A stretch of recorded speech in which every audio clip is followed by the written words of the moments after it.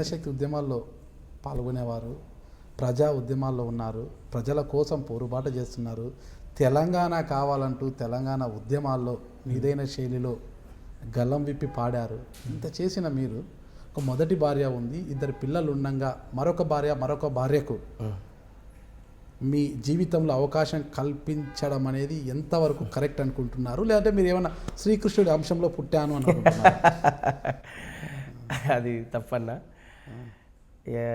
అంటే నేను దాన్ని కరెక్ట్ అనేది జీవితంలో కూడా చెప్పలేను. నేను చేసింది కరెక్టే అని అనలేను, అట్లనే సేమ్ టైం మధ్యలో వదిలేయలేను. నేను కరెక్టే అనలేను, దానికి నేను ముందుగానే క్షమాపణ చెప్పాను. నా లైఫ్లో జరగరాని తప్పిదం ఏంటంటే అదొకటి, ఇక జరగొద్దని అనుకున్నాను, అది తీసుకొని జరిగిపోయింది. ఇప్పుడు దాన్ని రివర్స్ తీసుకునేటువంటి పరిస్థితిలో లేను. నేను చేసేదల్లా ఒకటి వాళ్ళకి న్యాయం చేయడం ఎంతో తప్పించి ఎండ్ అవుతుంది. భవిష్యత్తులో మరొకరికి ఇక అలా ఉంటే ఇది నేను రాసేదానికి చెప్పేదానికి దానికి ఆచరణ ఉండదు, అంతేనంట. ఇటుకి ఎండ్ అయిపోతుంది అది. సరే, ఇంతవరకు జరిగింది కాబట్టి ఏపూరి సోమన్న గారికి కాస్త ఎంత మంచి చేసినా ప్రజల కోసం పోరాడినా ఈ చిన్న పొరపాటు వల్ల కొంత చెడ్డ పేరు అయితే మూట కట్టుకోవాల్సి వచ్చింది. దానికి వివరణ కూడా ఇచ్చుకుంటున్నారు. ఇదే నేపథ్యంలోనే మరికొంత బురద జల్లుతున్నారనుకోవచ్చు, మరొకటి అనుకోవచ్చు. ఇది మీ మీద వస్తున్న ఆరోపణ ఇది. దీనికి కూడా మీరు ఇక్కడ నుంచే క్లారిటీ ఇస్తే బాగుంటుంది. మీకంటూ ఒక కళా బృందం ఉంది, మీ వెంట నడిచేవారు చాలా ఉన్నారు. మీ వెంట నడిచే అంటే మీ బృందంలోనే అంటే మీ యొక్క పరిస్థితి, ఇటువంటి పరిస్థితులు ఎప్పుడైతే ఉత్పన్నమయ్యాయో అక్కడ మీ బృందంలోనే కొంతమంది యువతులు కూడా ఇబ్బందులు పడుతున్నారు. మీ కార్యక్రమాల వల్ల మీ వల్ల యువతులు కూడా కొంత ఇబ్బంది పడే పరిస్థితులు ఉన్నాయి మీ వల్ల అంటున్నారు. దానికి మీరేమంటారు? అవి తప్పు. అలాంటి ఎప్పుడన్నా ఉంటే నా జీవితం ఇలా రాకపో. ఇప్పుడు చాలామంది రసమై బాలకృష్ణ లాంటి వాళ్ళు, ఇప్పుడు నువ్వు చెప్తున్నటువంటి నగరికల్లు శాసనసభ్యులు లేకపోతే ఇంకోరు వ్యక్తిగతంగా ఎవరి పర్సనల్ లైఫ్లు వాళ్ళకు ఉన్నాయి. నేను పేర్లు డేటాలు మీకు నేను చెప్పను, మీకే తెలుసు అది నేను చెప్పేదానికంటే కూడా. అట్లా ఈ రాష్ట్రంలో ఉన్న మంత్రివర్గాలు కూడా అంటే కాళ్ళు నడవరాని ముసలిలో కాంచి మంత్రివర్గాలు ఉన్న వాళ్ళు ఉన్నారు. ఎవరు బండారం ఏందో అని నాకు తెలుసు. అట్లా లేని మాట్లాడొద్దు. నేను ఉన్నది నిజాయితీగా ఒప్పుకున్నాను, నా లైఫ్ ఇది, నాకు తెలిసిన పుస్తకం.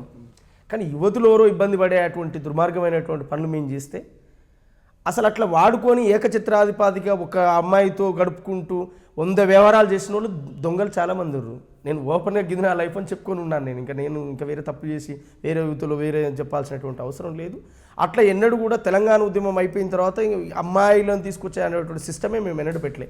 తెలంగాణ ఉద్యమంలో ఒకరిద్దరు వాళ్ళు కూడా మా దగ్గర రిలేషన్ బంధువులు, ఒక బిడ్డ అవుతుంది, ఇంకో మరదలు మిస్సెస్ వాళ్ళ చెల్లె, తనకు కూడా పాటలు నేర్పేంత చేసినాము. సరే, ఎన్ని కుట్రలో కొంతమంది మనల్ని వాడుకున్న వాళ్ళు ఉన్నారు, కొంతమంది నా మీద కుట్ర చేసినటువంటి ఉన్న ఎదుగుదలను ఓరవలేటువంటి వాళ్ళు ఉన్నారు. కానీ ఇవన్నీ చేసే ప్రచారాలే. ఇప్పుడు మనం చూసే దృష్టిని బట్టి చూసేది అన్నీ ఉంటుంది. ఇప్పుడు మీరే అన్నారు, 1, 2, 3 అన్నారు. మరి వీళ్ళు చాలదా? నాకు ఇంకా వేరే సమాజం వేరే అవసరం ఉందా? నాకు ఇవి నేను కోరుకునేవి కదా. సరే, వాళ్ళని ఎందుకు మోసం చేయాలనేటువంటి కమిట్మెంట్ కాడ నేను ఆగిపోయాను కదా. ఇంతటితో క్షమించమని నేను సమాజానికి కూడా చెప్పుకున్నాను కదా. మరి ఇంకా చేయాల్సినటువంటి అవసరం ఏముంది నాకు? అవన్నీ అవి తప్పు. అవి ఇప్పుడు నేను దొంగే కదా అంటే నేను అనేక చెప్పాను. నేను నా వ్యక్తిగత లైఫ్ ఈరోజు కాదు, 6 సంవత్సరాల క్రితం ఒక పాట రాసి రికార్డింగ్ చేసి పెట్టాను. వెధవలకు కొంతమంది అర్థం కాక మొత్తం ఈయనదే ఉంది భజన అంటే ఊరూరు పోతే అందరి భజనలు ఏందో అర్థమవుతుంది. ఊరూరు పోయి చూస్తే ఎవరి భజన తన వ్యక్తిగత ఫస్ట్ తన గుండె మీద తను చేసుకోవాలి. నిజాయితీగా నేను ఈయనతోటే ఉన్నాడా ఇంకా ఉందా అని ఎవరి దాన్ని వెతుక్కుంటే అప్పుడు తెలుస్తుంది కదా. ఈ వెతుకునే పనులు లేవు. ఇంకొంది కనపడుతుంది కనుక చూసే పనులు ఉండు. ఇంకొంది కనపడితే అది ఇప్పుడు అంటే నేను వేరే అంటలేను. నేను ఆడవాళ్ళని గౌరవిస్తా, కానీ నా కుటుంబ సభ్యులకు సంబంధించి అనుకుంటున్నాను. వాళ్ళు బయట వాళ్ళు ఎవరో అయితే నాకు అవసరం లేదు. నా కుటుంబ సభ్యులు కనుక నా కుటుంబాన్ని కాపాడుకునే బాధ్యత నాకుంది. నేను ఆ పద్ధతిలో మాట్లాడుతున్నాను. నన్ను గెలికేటువంటి వాళ్ళు వాళ్ళ వ్యక్తిగత లైఫ్లో ఒకసారి నెవరేసుకోవాలి. నన్ను ఫోకస్ చేసి చూపించేటువంటి వాళ్ళు వాళ్ళ పర్సనల్ లైఫ్లో నేను చెప్పాను. నేను ఎందుకో ఏడుస్తున్నావు ఏ పురిసోమన్నా, నీ మనసులో ఉన్న బాధ నాతో చెప్పారాదయ్యా, నీలో నువ్వే ఒంటరిగా కుములుతవేందయ్యా, నీ గుండెల సాటున దాగిన దుఃఖం దాస్తావేందయ్యా, అందరూ నా వాళ్ళని నమ్మి ఆరాట పడతావు, కొందరు చేసే మోసం చూసి కన్నీరెడతావు. ఎవరైతే నా నుంచి లబ్ధి పొంది ఎవరైతే నా నుంచి ఆశించి నన్ను మళ్ళీ విమర్శించేటువంటి వాళ్ళ ఆ బాధలు ఇని రాసుకున్నటువంటి పాట. చిన్న వయసులో అమ్మా నాన్నలు దూరమైనారా, ఉన్న వాళ్ళే తల్లిదండ్రులని కలిసి బతికితివా, ప్రకృతి ఒడిలో ఆడి పాడి పెరిగి పెద్దయ్యి విద్య నేర్చి ముద్దుగా పాటలు పాడితివా, నీ పాట విన్న పల్లె తల్లి మురిసిపోయింది, నీ ఆట చూసి నెమలి మై మరసిపోయింది, ఎందుకో ఏడుస్తున్నావు ఏ పురి సోమన్నా, నీ మనసులో ఉన్న బాధ నాతో చెప్పారాదన్నా. తినిపిచ్చి తాపిస్తేనే మంచోడంటారు, జేబుల డబ్బులు ఒడిసిపోతే హేళన చేస్తారు, నలుగురిలోన మావోడేనని గొప్పలు చెప్తారు, సాటుకు పోయి సూటి పోటీ మాటలు అంటారు. ఎందుకో నీ ముచ్చాటంటే పండ్లా గంపయ్యా, చిన్నప్పటి నుంచి నీ బతుకు ముండ్లా కంపయ్యా. ఇది నా చరిత్ర 6-7 సంవత్సరాల క్రితం రాశాను. నా ఒపీనియన్ ఇట్లా ఉంటుందని రాశాను, నా మనస్తత్వం అట్లా ఉంటుందని రాశాను. ఎవ్వరు ఎన్ని చెప్పినా కానీ చెవున పెట్టావు, నీ మనసున పడితే ఏ పనినైనా క్షణమున చేస్తావు. నమ్మితే ప్రాణమిచ్చే మంచి మనసే నీదయ్యా, ద్రోహం చేసిన మన్నించే గుణమే నీదయ్యా, ద్రోహం చేసిన మన్నించే గుణమే నీదయ్యా. నువ్వు మాట్లాడిన ప్రతి మనిషితో ఒక నిందా మోపేరు, బందామంటూ పోతే నిన్ను దొంగని తిట్టేరు. ఇది నా పర్సనల్ లైఫ్ రాశాను, ఒక సాధారణ వ్యక్తిగా రాశాను, ఎప్పుడు సోమన్నగా రాయలే, ఓ సాధారణ మనిషి ఒక ఫీల్ రాశాను నేను. చిత్తం కుదిరితే అత్తామామలు చాలా మంచోళ్ళే, కడుపుల కత్తులు నోట్లో బెల్లం కనపడనియరాయే, పక్కన పార్వతి నెత్తిన గంగా ఇద్దారుండ్రయ్యా, ముద్దుల మొగుడని పేరే తప్ప ముచ్చట ఏదయ్యా.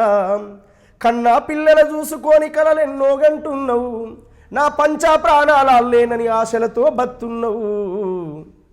ఈ సమాజంలో ఎంతోమంది నిన్ను ఇష్టపడతారయ్యా, ఏ కష్టం వచ్చినా కడుపులో నిన్ను దాసుకుంటారయ్యా. బుద్ధుడు పూలే అంబేద్కరులే ఆదర్శమయ్యా, ప్రజల పాటై నిండు నూరేళ్ళు జీవించాలయ్యా. ఓ సాధారణ తల్లి బాధ చెప్తున్నట్టుగా నేను రాసుకొని రికార్డింగ్ చేసి సమాజాన్ని కూడా వినిపించాను. నా పర్సనల్ లైఫ్ కూడా ఇంత, నాకు ఇంకా వేరే సపరేట్ పాటను రికార్డ్ చేశారా? రికార్డ్ కూడా చేశాను, యూట్యూబ్లో ఉంటుంది ఈ పాట, వేరే అమ్మాయితో పాడిపించాను. అంటే ఇవన్నీ కూడా నా పర్సనల్ లైఫ్, వ్యక్తిగత నేను దాచుకున్నది ఏమీ లేదు. వీళ్ళు ఏంటంటే ప్రభుత్వానికి యాంటీగా నేను మాట్లాడుతున్నా అని చెప్పి ఆమె వచ్చి ఏముంది అంటే ఆముంది ఏముంది నువ్వు చెప్పలేదు. నా కుటుంబానికి ఎన్నడో తెలుసు, నా వాళ్ళకి ఏమో తెలుసు, అది నువ్వు కొత్తగా నువ్వు చెప్పేది ఉందని చూసేది ఉంది. తిరుమలగిరి పిఎస్కు తెలుసు, తిరుమలగిరి సమాజానికి తెలుసు, మా ఎమ్మడి జీవిస్తున్న పెద్ద మనుషులకు తెలుసు, మా కుటుంబ సభ్యులందరికీ తెలుసు. ఇది ఎవరికి తెలియకుండా దాచిపెట్టినటువంటి విషయం కాదు.